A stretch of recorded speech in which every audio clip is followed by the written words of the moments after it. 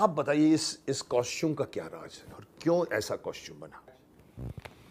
Costume ये एक simple costume नहीं। इसको अगर मैं डिफाइन करना चाहूं तो मैं इसे दो तरह से डिफाइन कर सकता हूं। एक तो ये कि इसे पहना कैसे जाता है, दूसरा ये कि ये कॉस्ट्यूम कहां से मिला है।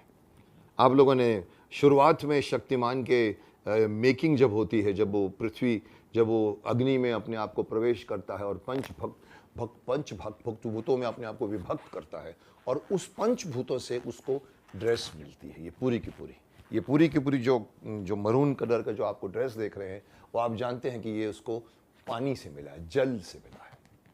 और आपने ये जो चक्र बना हुआ है, ये एक्चुअली हमारे यहाँ पर अनाहत चक्र होता है। हमारे पीछे मेरुदंड के बीच में मेरु रज्जा होती है, जिसमें 7 चक्र होते हैं। पतंजलि में यही बताया गया, मूलाधार, स्वाधिष्ठान, मणिपूरक, अनाहत, विशुद्धि, आज्ञा और सहस्त्रार चक्र। ऐसे हमारे 7 चक्र होते हैं जिसके अंदर हमारी शक्ति रहती है। कोई भी उस शक्ति को उजागर नहीं करता, उसके साथ पैदा होता है और उसके साथ चला जाता है। लेकिन जो गंगाधर साधना करता है, एक्सरसाइज करता है, आज भी करते हैं, उनकी कुंडलिनी धीरे धीरे सुसुप्त अवस्था से ऊपर उठती है। मूलाधार से वो स्वाधिष्ठान आती है, स्वाधिष्ठान से वो मणिपूरक आती है, मणिपूरक से अनाहत आती है। तो ये अनाहत चक्र है। इसके अंदर 12 पंखुड़ियां होती हैं।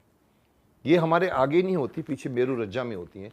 इसमें 12 पंखुड़ियां होती हैं। तो ये जो चक्र हमने जो इस ड्रेस में डाला था, मैं तारीफ करूंगा आपके शक्तिमान की पूरी टीम की, आपके राइटर की, आपके डायरेक्टर की, जिन्होंने बहुत कुछ सोचा है। यहाँ पर 25 पंखुड़ियाँ भी बन सकती थी, लेकिन मुझे याद है आपका डिस्कशन भी मैं सुन रहा था। आप लोग जब डिस्कस कर रहे थे ड्रेस के बारे में, कलर के बारे में डिस्कस किया आप लोगों ने, और फिर आपने कहा, मुझे याद है दिनकर जानी ने कहा था कि ये यहाँ पर अनाहत चक्र होता है, यहाँ पर उसके 12 पंखुड़ियाँ होती हैं। तो जो ड्रेस बना रही थी, एक लेडी को हमने बनाने का पहले एक डिज़ाइन के लिए दिया था, तो उसको कहा गया था स्पेसिफिकली कि यहाँ पर 12 पंखुड़ियाँ होनी चाहिए। सो ये अनाहत चक्र है। और ये जैसा कि आप जानते हैं, ये अग्नि से मिलता है उसको, जैसे जल से ये मिला, अग्नि से ये मिला। और उसके बाद में ये बेल्ट भी मिलता है, ये हाथ का ये भी मिलता है, जो इनके हाथ का जो शील्ड है इसका, ये भी हवा से मिलता है, आकाश से मिलता है। सो पृथ्वी से शूज मिले थे। आप लोगों ने वो देखा है कि कैसे शक्तिमान बना, अग्नि में प्रवेश करके एक ऐसे कॉस्ट्यूम को लेकर आया। आपने देखा, वो बहुत ही अच्छी तरह से बताया आप लोगों ने उसको। तो एक तो मैं बता दूं कि ये कॉस्ट्यूम, ये दिव्य कॉस्ट्यूम है। इसका कंपैरिजन अगर मैं आपको बताऊं तो आप कंपेयर कर सकते हैं महाभारत के अर्जुन से। अर्जुन को द्रोणाचार्य जी ने पूरी पृथ्वी का सबसे श्रेष्ठ धनुर्धर बना दिया था, लेकिन फिर भी उनको कहा गया था, बताया गया था कि आपको दिव्यास्त्र को हासिल करना है।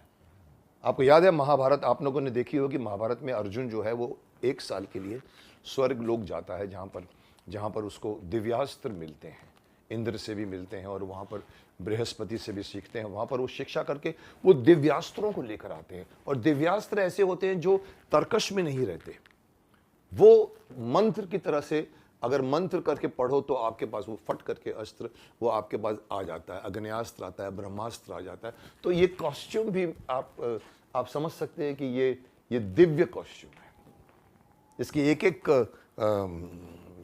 एक एक पार्ट का अपना अपना महत्व है, इसके अंदर शक्ति है। ये बॉम्ब को भी झेल सकता है। जब पहले इंट्रोडक्शन में जब मैं आता हूं तो आपने देखा होगा कि वो लोग बॉम्ब फेंकते हैं और यहाँ पर छाती पर मैंने वो बॉम्ब लिया तो प्रवाह। तो कहने का तात्पर्य है कि ये ऑर्डिनरी ड्रेस नहीं है। अब इसी पॉइंट पर मैं एक दूसरा पॉइंट लेकर आऊं जो भौतिक है। ये तो आध्यात्मिक था, भौतिक ये है कि ये ड्रेस, जैसे कि आपने सवाल पूछा कि इस ड्रेस की आप डिफाइन कीजिए, ये जिस कपड़े से आपने बनाया है वो स्वेड का कपड़ा है। ये कॉटन का भी बन सकता था जो पहनने में आसान होता, लेकिन ये इसकी जो एक शालीनता है, इसका जो ग्रेस है, वो स्वेड के कपड़े से बना हुआ है। लेकिन कहना आसान है, दिखना आसान है, लेकिन पहनने वाले को मालूम पड़ता है। अगर आप पूछो कि मैंने आपके शरीर को लेकर अगर मैंने ये रोल, ये आत्मा अपने को जिया है, तो मुझे ये ड्रेस रोज़ पहननी पड़ती थी और ये ड्रेस गर्म होती थी। हमने 7 साल शायद शूट किया होगा इसको, 7 साल चला, और उसके अंदर गर्मी सर्दी, ये ड्रेस जब पहनता था तो मुझे पता है कि मैं कैसे पहनता था। कभी 30 डिग्री, कभी 35 डिग्री, 39 डिग्री तक भी मैंने मई के महीने में इसको पहना है और इसका कोई अल्टरनेटिव नहीं है। तो ये मैं बता दूं, ये मेरी ड्रेस है जो बनते बनते बनी।